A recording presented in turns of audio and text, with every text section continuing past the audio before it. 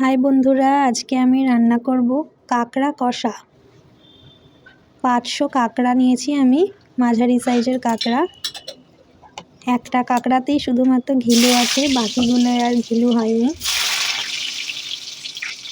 কড়াইতে তেল গরম করে নিয়েছি, তারপর আলুগুলো দিয়ে দিলাম।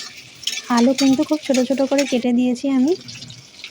আলুগুলো একটু ভাজা ভাজা হয়ে গেছে, তার মধ্যে দিয়ে দিলাম পেঁয়াজ কুচি।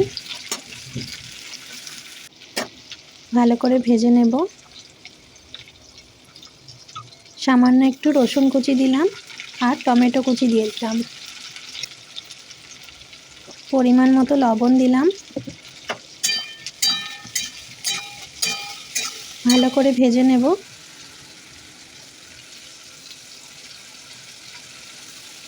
এই মশলাটা আমার ছিল আদা বাটা আর জিরে গুঁড়ো,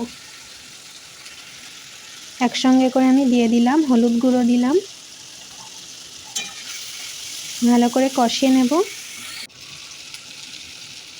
কাশ্মীরি লঙ্কার গুঁড়ো দিলাম।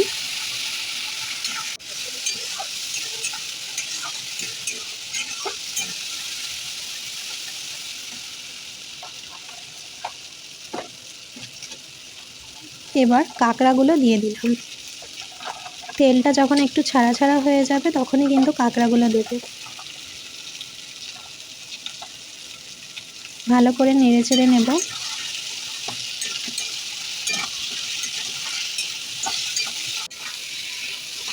দোকানদার বলেছিল সব কাঁকড়াগুলোতেই নাকি ঘিলু হবে, বাইরে থেকে তো বোঝা যায় না।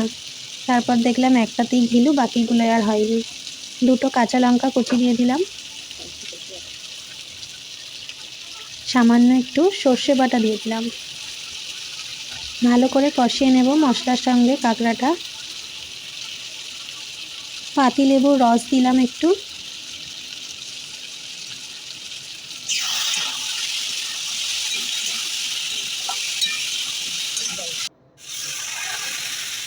পরিমাণ মতো জল দিয়ে দিলাম।